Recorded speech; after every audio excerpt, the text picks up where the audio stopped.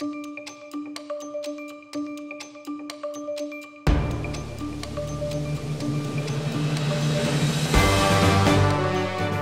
2003 সাল থেকে অদ্যাবধি দিয়ে আসছি।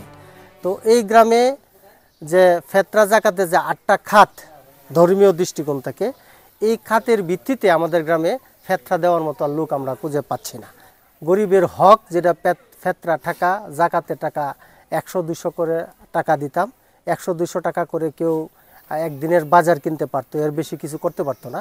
তা আমরা চাচ্ছি এই টাকাগুলো একসাথে করে যদি একজনকে একটা ঘর নির্মাণ করে দিতে পারি, তো তার জন্য এটা অনেক কিছু হবে, থাকার একটা আশ্রয়স্থল হবে।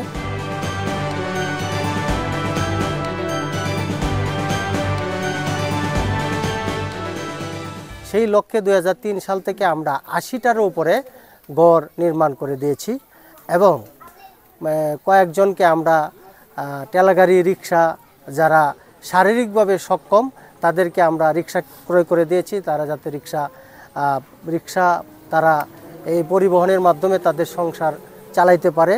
আমরা কাউকে ঠেলাগাড়ি কিনে দিয়েছি, গত বছর এর আগের বছর একজনকে অটো রিক্সা কিনে দিয়েছি এবং কয়েকজনকে সেলাই মেশিন কিনে দিয়েছি যারা বিধবা আছেন। বিকাশে কম খরচে ক্যাশ আউটের লিমিট বেড়ে 50,000, প্রিয় এজেন্টও 2টা। আমি বড় মার্কেট মাদ্রাসায় পড়ি। আমার মা নাই, আমার আবেদন করা হয়েছে। আমার তারা 4,000 টাকা দিয়েছে। 4,000 টাকা দিয়ে আমি ভালো মতন পড়ালেখা করবো। পড়ালেখা করে বড় একজন আলম হতে চাই। আমাদের চাঁদের আশি পরিষদ সংগঠন থেকে 60 বছর আগে আমাদেরকে একটা ঘর দিছে। আর আমি যখন 6ষ্ঠ শ্রেণীতে পড়ি তখন আবার একটা সেলাই মেশিন দিছে। এখন আমি মানুষের কাপড় সেলাই করি, নিজের কাপড় সেলাই করি। এখন আমরা এগুলো নিয়ে অনেক সুখী আছি। মাঙ্গে ভরে যাইতেছে, দেওয়ার আগে দিকেছে, দিকে এই ঘরটা দিছে। ঘরটা দিছে, এই ঘরটা হত্যা করে ঠিকঠাক করে লিয়া করছে। আমার 2 বছর হয়েছে মসজিদে, 2 বছর ধরে আল্লাহ বাঁচালে দিতেছে। আমার নাতিন আল্লাহ দেওয়াইতেছে গ্যারামতে।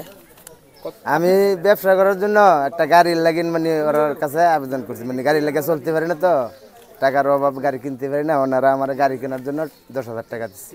গাড়িটা পাওয়াতে আমার মনে করেন যে অনেক সুবিধা হবে। আমি চলতে পারবো, ময়া লেগে ঘুরে ঘুরে গ্রামে ঘুরে ঘুরে বাজার ঘুরে বেচতে পারবো, কলা টলা বেচতে পারবো লুয়ে গায়ে।